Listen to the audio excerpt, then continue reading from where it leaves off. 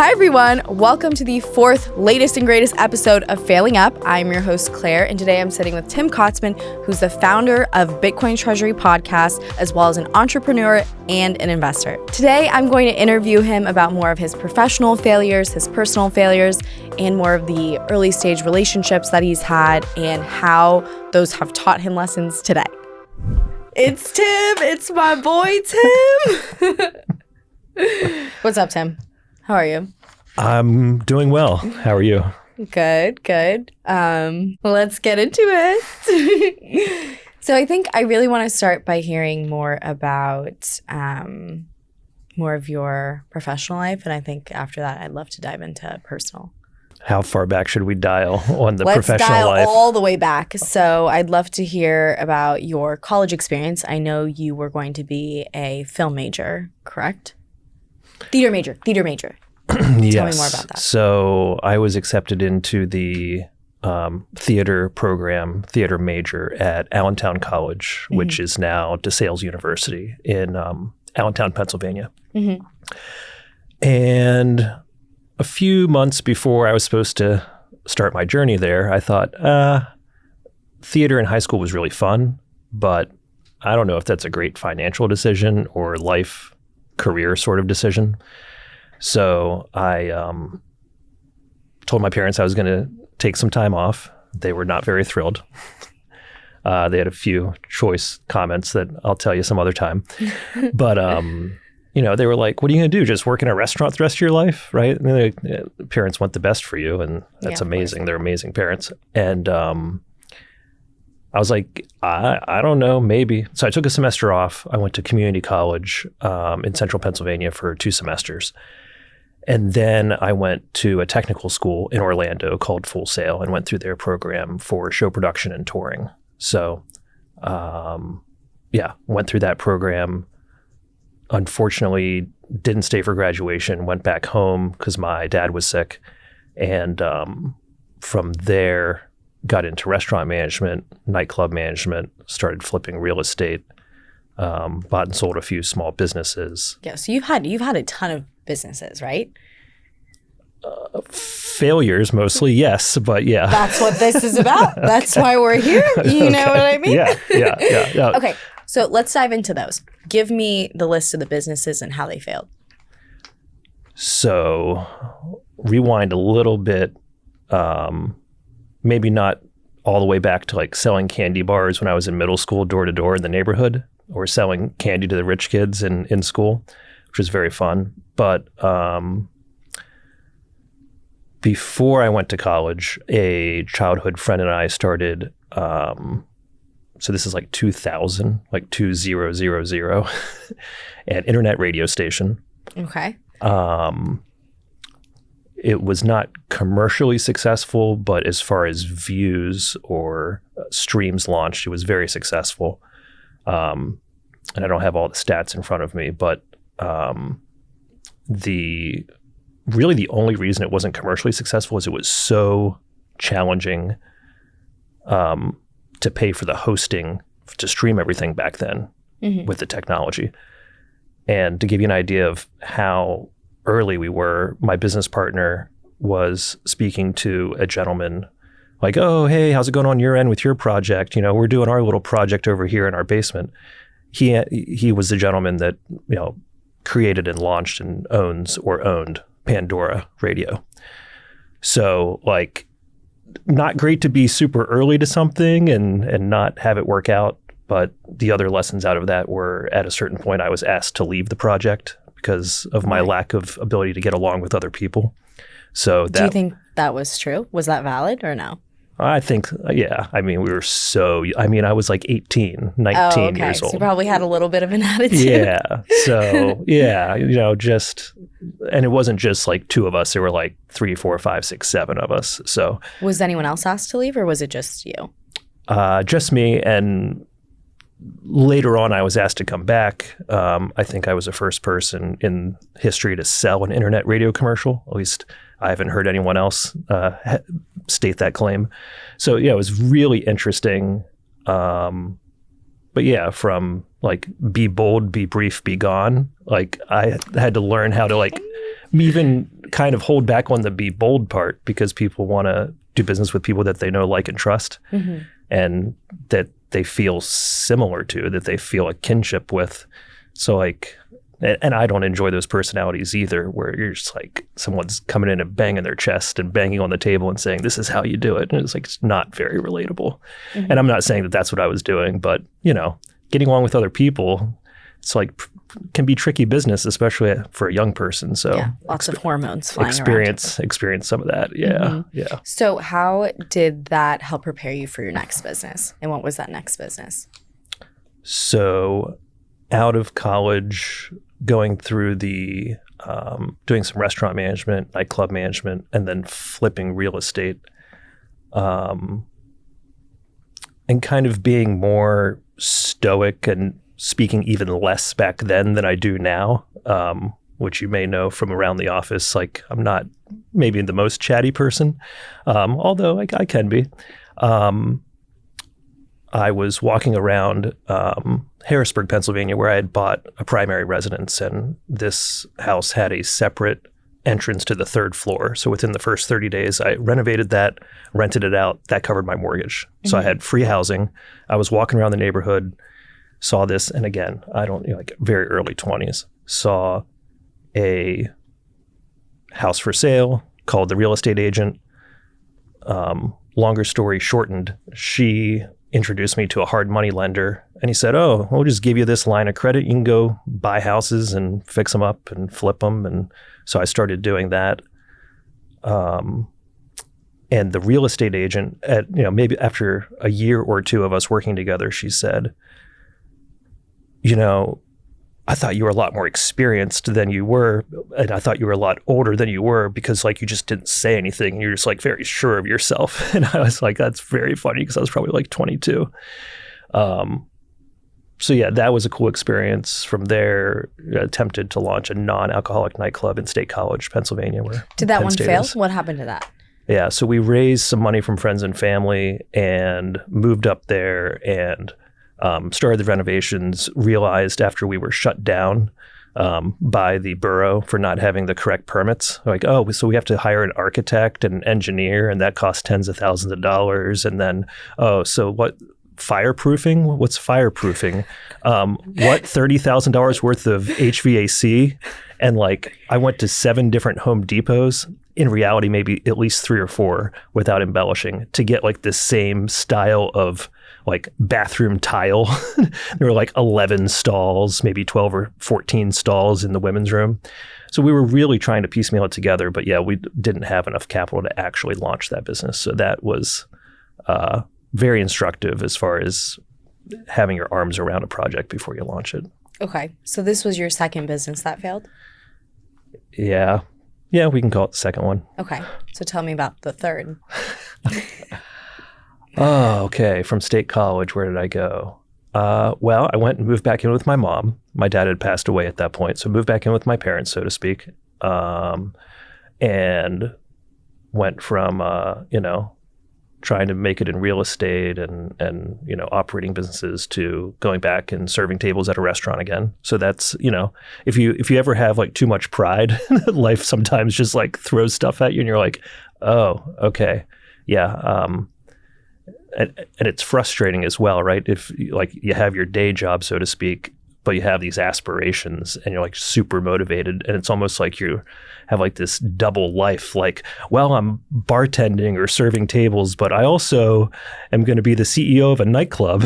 People are just like, I don't know. I think at one point I had an ex-girlfriend that literally might still have a blog about like this like wantrepreneur or like pseudo entrepreneur, and like it was not very kind. But I was like, yeah, she's not wrong, right? But you're like just striving. So how did you not get discouraged during that time? How do you stay courageous? How do you keep going? I think I've been very blessed to be very optimistic by nature.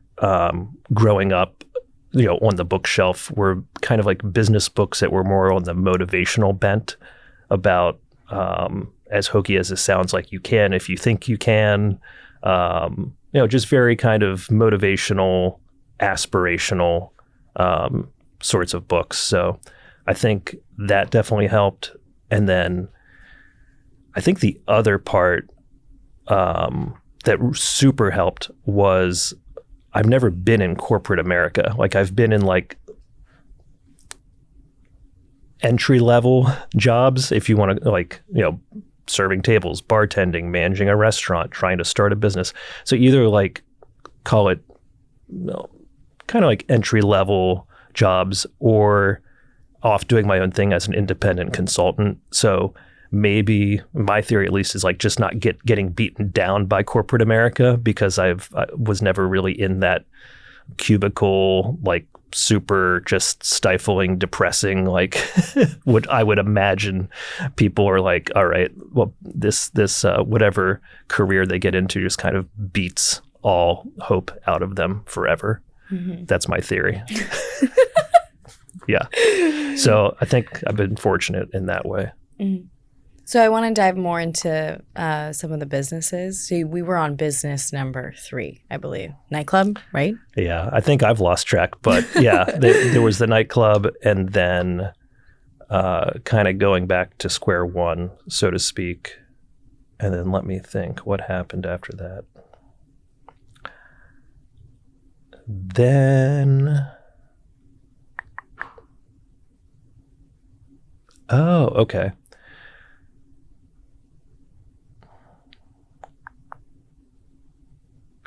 So while I was in State College, Pennsylvania, and was working a job and trying to see if we could launch the nightclub, I met a gentleman who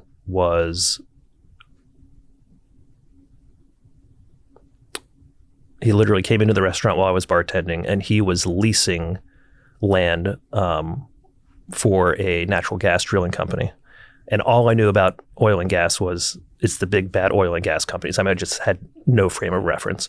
So I was talking to him about what he did and then trying to do research on my own. And I went to a seminar in Pittsburgh, 2-day seminar. I didn't tell him. I didn't tell my friends or family. I just kind of went. And I hadn't even been to Pittsburgh previously. And went to the seminar, put those continuing education credits on my resume, and then kind of befriended this guy and was like, oh, I went to this seminar. Are you guys looking for people? And he's like, yeah, and set up the interviews. And that's how I got into the land side of the energy industry. So was out there as a consultant leasing or purchasing properties for energy development. And as a consultant, as a contractor in that industry, I was making more money than I was used to making by maybe 2 or 3 times as much, which was very exciting. Did that mostly in the Pennsylvania, excuse me, did that mostly in the Pennsylvania area for a number of years. And when I was in the Pittsburgh area, one of the projects I was on, the gentleman said, hey, what else are you doing? You're doing a great job here, but, I understand it's contract work. Sometimes, maybe it's a 5 or 6 day a week ticket for the client, but, after a while, you're pretty proficient at a job. And, if you go do 5, 6, 7, 8 meetings and get some leases signed, it's not really that big of a deal. It may or may not be a full-time effort depending on what the project is and how it ebbs and flows.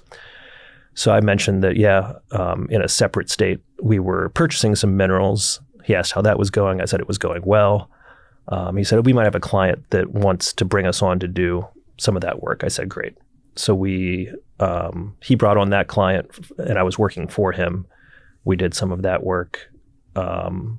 Fast forward, we met with a family office out of Dallas and started purchasing minerals kind of like on a one-off basis for them and their private equity fund.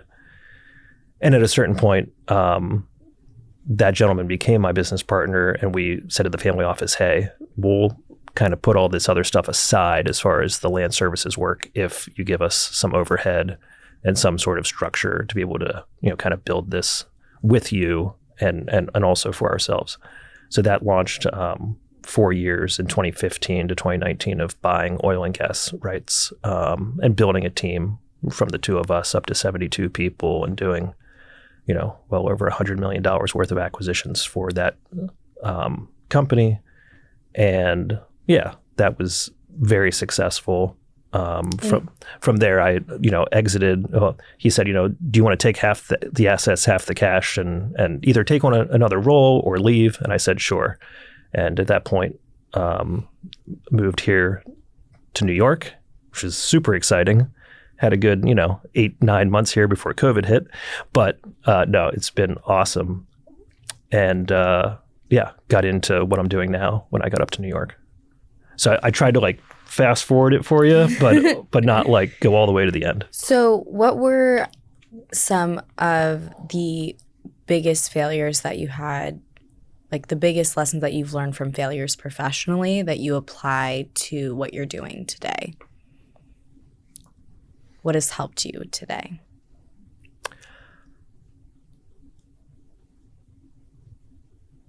I think being a listener, and I think being able to get along with other people, and again, not letting people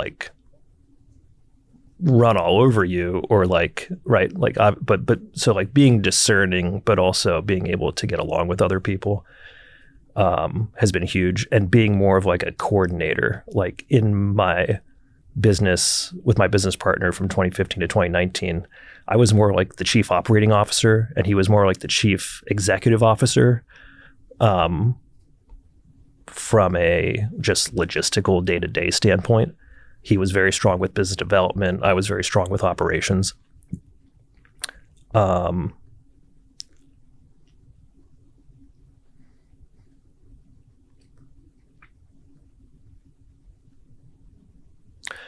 I've always viewed myself as kind of more of a coordinator, even now in my role running a small private equity firm, buying and selling energy assets. I still view myself as just coordinating with everyone else. I'm coordinating with legal counsel to draft documents and stay in compliance and stay up to date on the regulatory requirements. I'm coordinating with the accountants and the CPA. I'm coordinating with anyone on my team that's helping me to set up meetings, whether we're raising capital or whether I'm coordinating with other fund managers because they might see a deal that they don't want, but it might be a good fit for me and vice versa. So yeah, kind of, I don't know if, again, not to be hokey, be I'm a team player, but it's being able to just coordinate with other people. I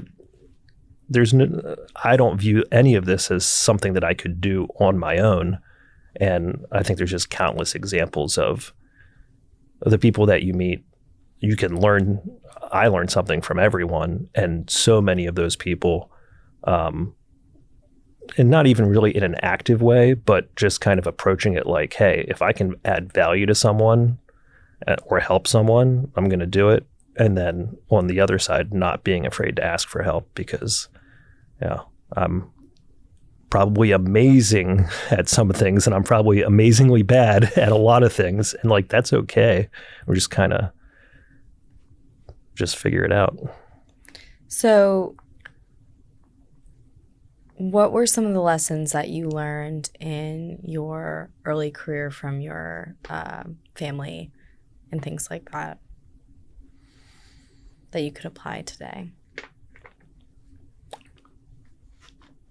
I think what I certainly gleaned and remember vividly from my parents is, they gave my two younger brothers and I such, an opportunity, meaning every opportunity that they could. And that was very apparent from the amount of money coming in and the amount of opportunity that they were still nope, we're still going to send you to private school, whether we can kind of afford it or not. And you can opt out and go to public school anytime you want to, but just really giving us those opportunities and sacrificing things on their end certainly for me, the takeaway is putting other people first, certainly putting yourself first, right? It's all of this kind of like it's a balance, but you just see certain people in your life, either in my parents' case, being very selfless and very loving, and also seeing several people. I've been very fortunate to have encouragers come along, and whether every idea that came out of my mouth was a good idea or not, and hopefully a lot of people can relate to, like, they can just literally bring to mind the one or two, or if you're lucky, 3 encouragers that you've had in your life where they're like, yeah, you should go do that. And they're just like, not telling you to like do something that's unwise, but if you're excited about something and there's some shot that it could be successful, they're just encouragers. I mean, it's so huge. And were your parents your encouragers, you would say? Absolutely. Yeah. My mom, for a long time, more on the quiet side, a very quiet, but a quiet confidence, which is amazing. And then, yeah, my dad always showing up for things and always voicing that, while he might not always understand everything, he was always behind me and very supportive. So yeah, that's been amazing. So what were some of your favorite childhood memories with your family? We would often take summer vacations to the closest body of water to us that was like the ocean. So we'd go from south central Pennsylvania and the Carlisle, Camp Hill area to the Wildwood, New Jersey area, and hang out by the pool, go boogie boarding, go on the boardwalk, go on the rides, make fun of the tram car going by, saying, watch the tram car, please, maybe buy the t-shirt.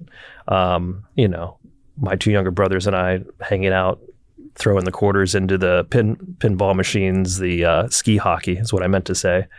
Yeah, that's just so fun. And just a very fun childhood, like riding bikes together, having summer Uno tournaments with the neighborhood kids. I mean, I don't know. It doesn't get much more wholesome than that, I don't think. So yeah, it was very, very fun. And so you had said earlier that your dad passed away. Mm-hmm. When did that happen and how did that affect you? So I was in college in Orlando and got the call that he was going to a few doctor's appointments. He was having some stomach issues. So at first they were saying, oh, it's just acid reflux. And then that went to some tests that were, it's, there's something here, but it's not cancerous. And then, maybe a few days later, it was like, nope, this is cancerous. And like, we need to undergo chemo. So that's why I didn't stay for graduation. Went back up and got to spend a lot of great time with my dad, taking him, just hanging out with him at home, taking him back and forth to the chemo treatments. And unfortunately, it was more than a few weeks, probably a few months into the treatments. The doctors kind of took my mom, my dad, and I into a room and just said, hey, these aren't working. So we'd recommend probably just hanging out at home, bringing in hospice, and, you might have 6 months left. And so that was a very surreal moment. So yeah, remember kind of walking out of there and being concerned for my mom. I mean, concerned for everyone, including myself, but trying to be there for her as she was processing that, and then going back into the room and, my dad handing me some money and saying, go buy your mom some flowers. So yeah, that was really tough. It must have been such a difficult experience for you and your family. Your mom seems so strong, I can imagine, and so are you, and so are your siblings. And how did So how do you still carry on your dad's legacy today? Like, what are some of the most important things he taught you personally, professionally, through relationships? Yeah, great question.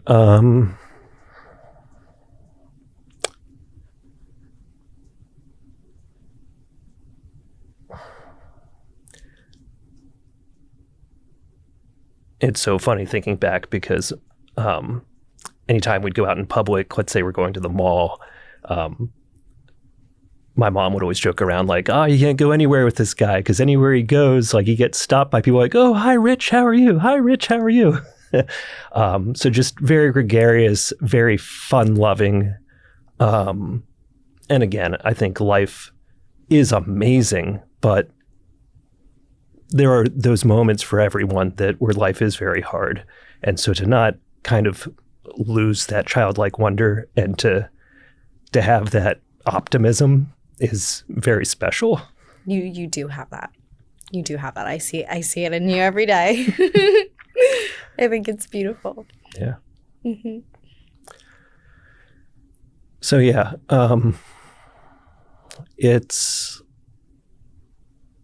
sometimes it's the unexpected moments. I remember, growing up in central PA, you're only about 3 hours from the city here.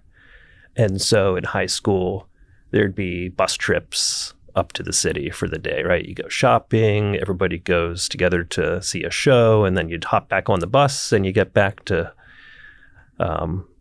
home later in the evening, maybe around midnight or a little bit after. And those were always fun days. Sometimes, my dad would always be the first one to be like, oh, you need a chaperone? I'll go with you to New York. And there was at least one trip where my mom and dad came, and that was super cool.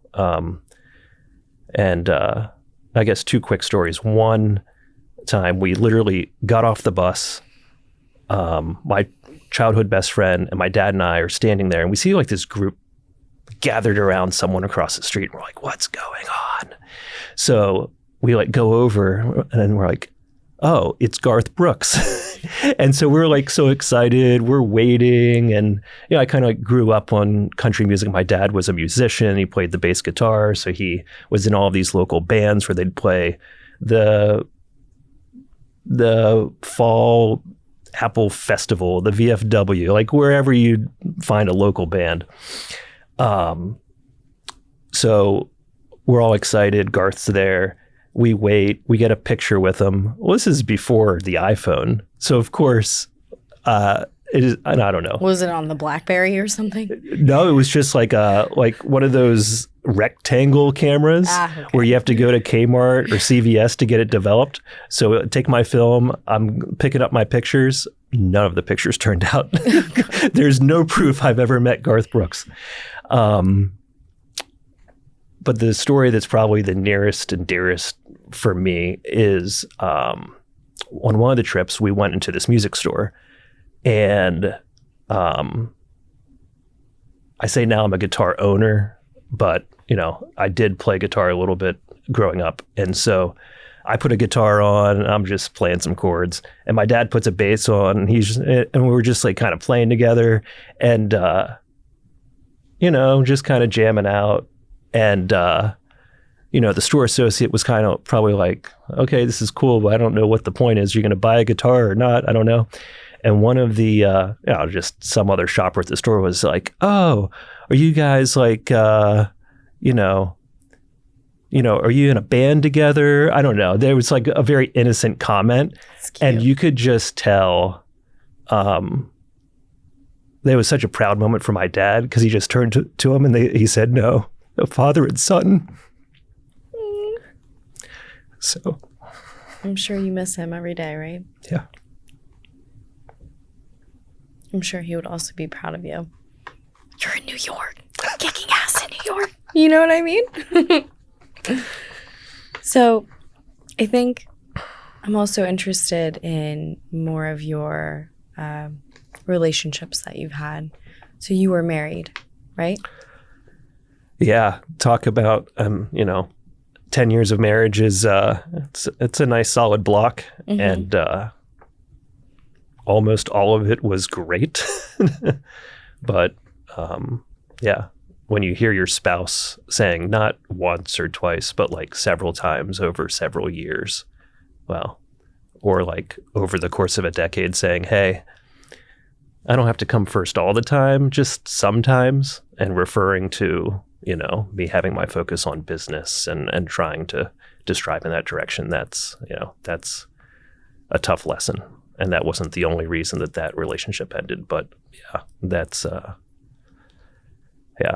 it's not all it's cracked up to be to just have a couple bucks, but lose someone really special in your life. And what are some things that you learned from that marriage ending? How do you think that will prevail in terms of what you can not do or do in the current relationship that you're in?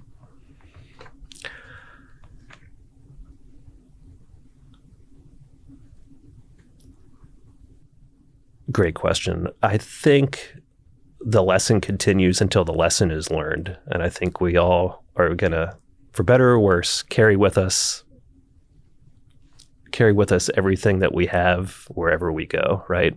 I can't outrun my problems any more than anyone else can. So prioritizing what's important. And, you know, in that case, even if I thought I was doing all the right things, but the other person didn't feel important, then, you know, that's really obviously a missed opportunity. So, yeah, it reminds me of some other saying I'll probably butcher, which is like, you know, people don't care how much you know until they know how much you care.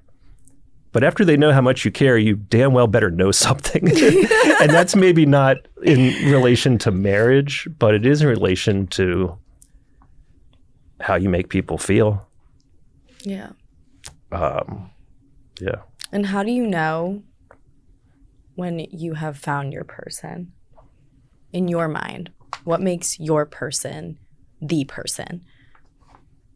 Because you experienced a long marriage. And I'm sure you thought that was your person, you know? I think you just know. And something that I may have even mentioned to you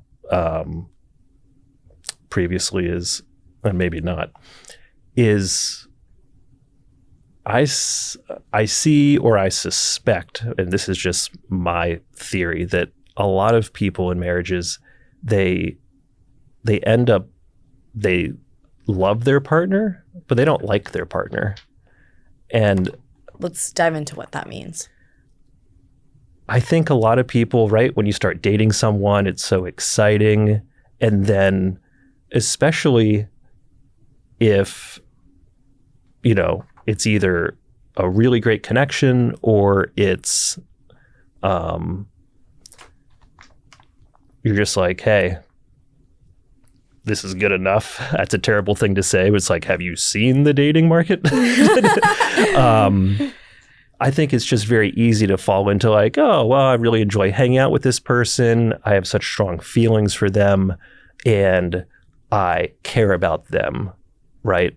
I mean, what does it mean when you say you love someone or that you like someone? I mean, it's like you want to be with them, you care about them, you respect them.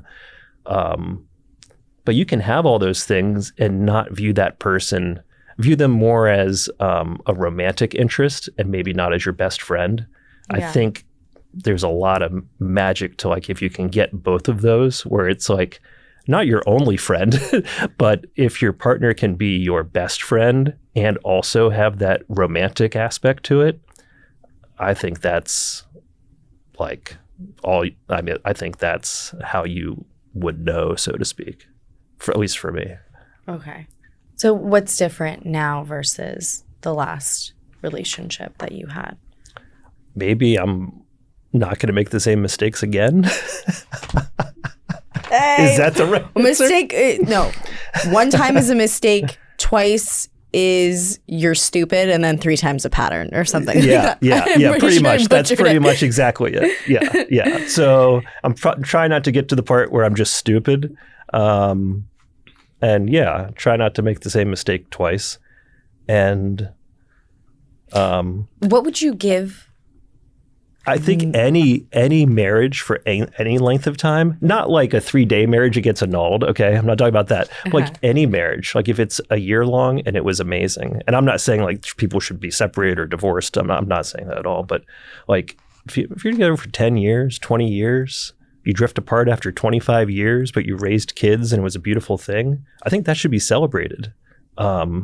It shouldn't be like an out, like, oh, okay, well, make you feel better about not being with your partner anymore. But I think especially in just, I don't want to say today's world, but like, not everything in life is black and white or binary. And, it's like, okay, well, if you were married to your high school sweetheart and then you were married until you died, like that's amazing, but there's also a lot of other aspects of how that could work out that should still be celebrated, I think. This is you going back to what you said earlier, which is like you always look at the bright side, like you don't take things too harshly. No one's perfect, but I'd say I'm probably 51% on that side. Yeah. So I think in terms of your biggest failure, what would you consider that to have been, either personally or professionally? There's so many to choose from. We love variety. We love range. Okay. Yeah. I wish we'd have them all in a bucket. I could just pick one out and say, well, this is, yeah. What's one that you think most people could learn from? And what are the lessons you took away from that?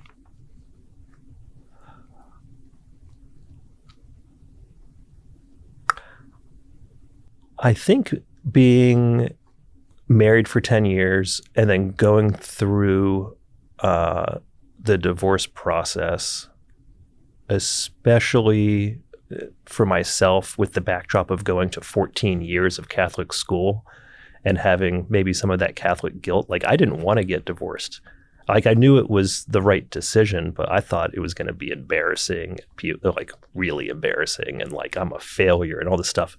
You know what happened when this is a silly example, but for me it was important and instructive. When I changed my relationship status on Facebook from married to single, like no one responded. Like no one cares, which is amazing. That's the lesson. No one cares. Yeah. Live your life. Live your life. And I'm not saying people care way less than you think they do. They're not thinking about you. They're thinking about them. Yeah. Everyone's so obsessed with themselves. So that was very silly of me to say, oh, well, I don't want to get divorced because I'm going to be a failure. I don't want to get divorced because like till death do us part, all of those things that in principle, like, yeah, absolutely. But I think that was a big eye opener for me because it was new. It was like failing in business. I've done that like dozens of times. Like, okay, what's the next idea? It's like, it's not a big deal, but just anything new in life. Just having the courage to just do it and being brave enough, whether you're the one making the decision or the other person is, to just continually put one step in front of the other. I mean, sometimes you just really don't know what's going to be behind that next door, and that's okay. And so applying everything, fasting forward. Is that a word? If I don't eat for a day or two, I would be fasting forward. But yeah, we can fast forward. We can be fasting, whatever you want to do.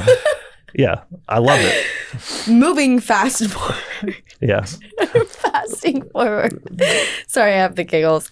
What are you up to today? Tell me what you're working on today. Big Microstrategy guy. I need you to explain that to me like I'm 5 years old. We might need more time for that one. But, okay, give me the Spark Notes version. January of 2021, I was introduced to Bitcoin, and I was introduced to it from a gentleman who has a macroeconomic educational background. Really took me by the hand, and really explained things one-on-one to me and also pointed me towards crazy things like Twitter, now X, and just resources, books, podcasts, things of that nature. All of that through that association with that individual and others, a whole group of people, both in real life and in the X sphere online. This gentleman, he had Facebook stock, not dissimilar from Michael Saylor back in the day, right? A tech investor. So like Facebook stock rolled into GBTC, which was really the only way to buy Bitcoin,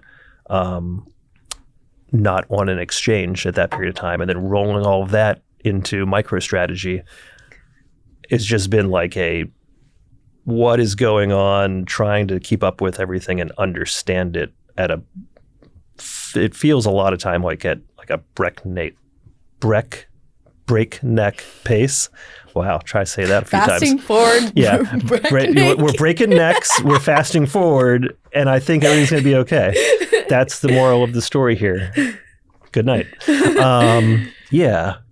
So, I mean, MicroStrategy is the first public company to put Bitcoin on their corporate balance sheet. They're the largest corporate holder of Bitcoin. And even earlier this year, when the ETFs came out, BlackRock and Fidelity and Bitwise and ARK Invest and all of these issuers, they got approval from the SEC to have the Bitcoin ETFs. The narrative, at least that I saw and several others saw on social media was, well, when these ETFs come out and people could just buy the Bitcoin ETF, then MicroStrategy as a proxy, like they're kind of done. Like they're not, like they might be fine, but they're not going to like their time's up sort of thing. And then to see what their strategy has been since then with really tapping into different markets in the institutional world, the bond market, and selling additional shares and using their cash flow and having this whole system of being able to put additional Bitcoin on their balance sheet and almost being like a loading dock for institutions that they can't buy Bitcoin, but they can buy a convertible bond. And he can take that convertible bond and like go buy Bitcoin with it. And like, then it does this with the stock. It does that with the stock. There's volatility in the stock. Well, then these institutional players like that volatility. I mean, there's so much that goes into it to wrap your mind around it in like less than 15 minutes is probably a lot. But yeah, again, without sounding cheesy, and it's going to like being a lifelong learner, being curious, not being like so open-minded that your brain falls out. Like, oh yeah, I'm going to go buy this crypto that like has no use case. Maybe not, but to like surround yourself back to the team, right? I'm just like coordinating, like getting to talk to people in front of a camera about Bitcoin and MicroStrategy.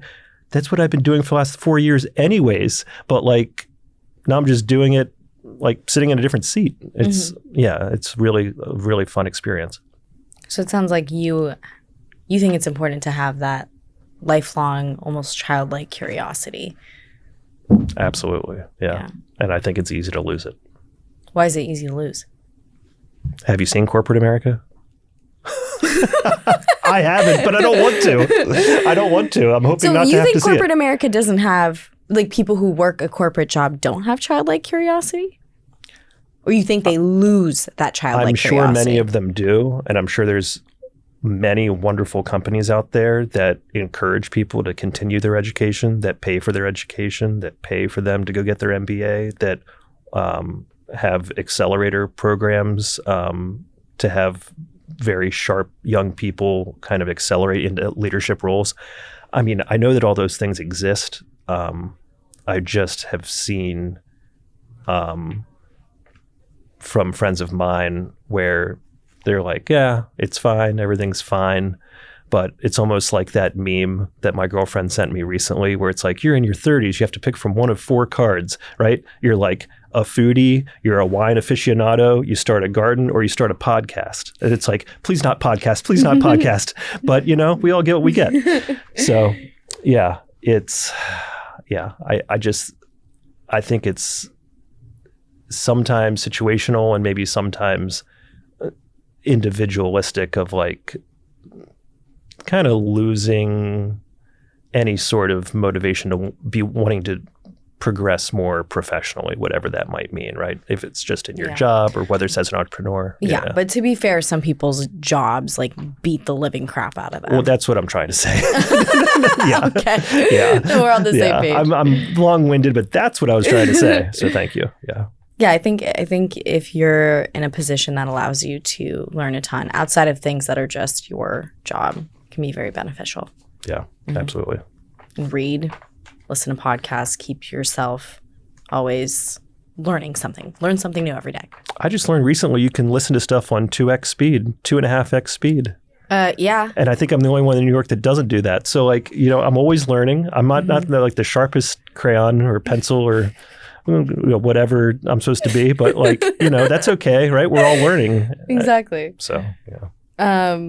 Okay. Well, my last question to you is, what would be your favorite quote and why?